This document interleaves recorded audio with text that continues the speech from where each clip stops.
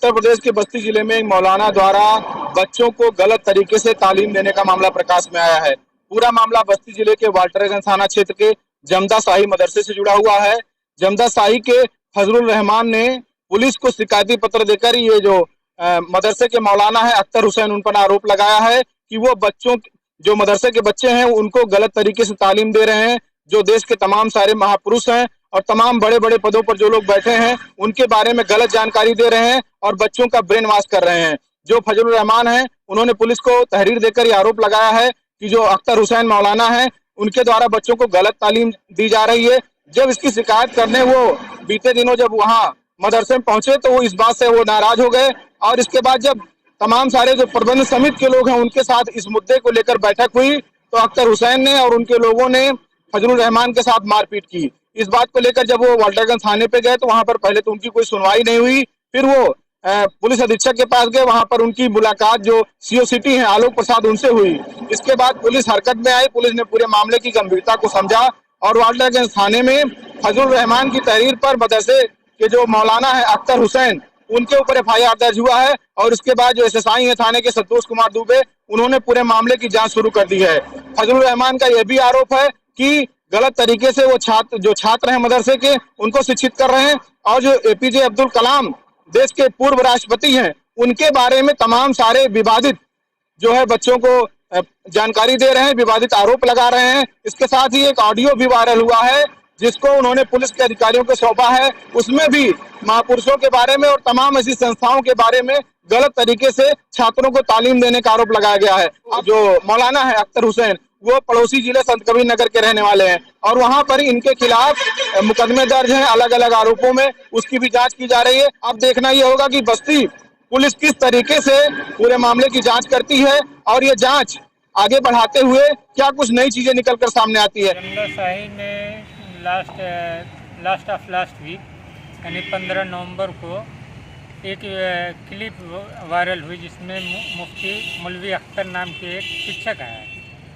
उन्होंने पूर्व राष्ट्रपति अब्दुल कलाम जी के बारे में और भी देश के अन्य संस्थाओं के बारे में मतलब उल्टा सीधा बोला, जिसकी पूछताछ के लिए गांव के कुछ जिम्मेदार लोग गए उनसे कि मतलब ये मदरसे में बच्चों को ये गलत तालीम दी जा रही है।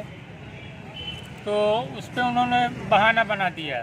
दूसरे दिन मुलाकात करते हैं। दूसरे दिन जब मुलाकात करने गए तो उन्होंने बच्चों को पहले से प्री प्लान करके रखा था। ये मतलब जो कल मिलने आए थे वो हमको मारने के लिए आए थे। तो बच्चों के साथ मिलके मुझे और शरीफ भाई को ऊपर हमला करवाया, जिसमें शरीफ भाई का चश्मा भी टूट गया है। इसकी शिकायत आपने कहीं की? इसकी शिकायत हम लोग थाना वाल्टरगंज में गए लेकिन वहाँ पे कोई उचित कार्रवाई नहीं हुई, इसलिए हमको यहाँ मजबूरन आना पड़ा एसपी साहब के यहाँ। तो मुफ्ती का क्या कहना है कि बच्चों को जो है बरगलाना और उनसे आतंक फैलाना इस टाइप? इसकी बहुत पुरानी आदत है। बच्चों को ब्रेन वॉश करता है देश के खिलाफ, आबादी के खिलाफ, जो उसके मतलब जो उसको रोक टोक करे उसके खिलाफ गलत शिक्षा दे रहा है।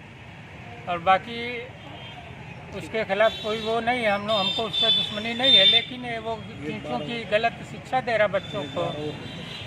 और इसका जब विरोध करते हैं तो मार पीट पे तो बच्चों को क्रूसित करते उनको ब्रेन वॉश। आज आप थाना वाल्टरगंज में एक वादी ने आकर ये का ऑडियो थाना अध्यक्ष को सुनाया और उस संबंध में तहरीर दी।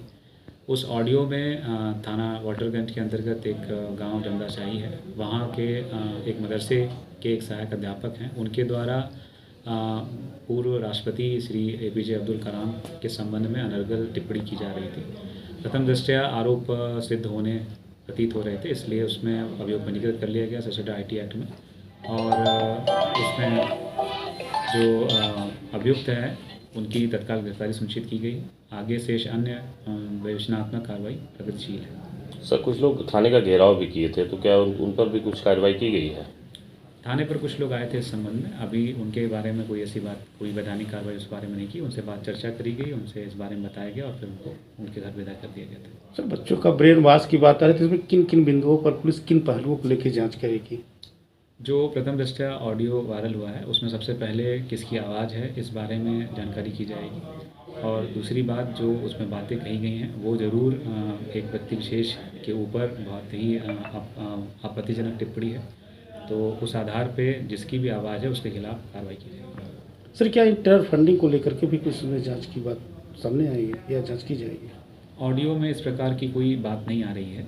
ऑडियो में मात्र एक व्यक्ति जो कई अन्य व्यक्तियों के साथ में वार्ता कर रहा है, लेकिन तब भी विवेचनात्मक दृष्टिकोण से हम लोग सभी पहले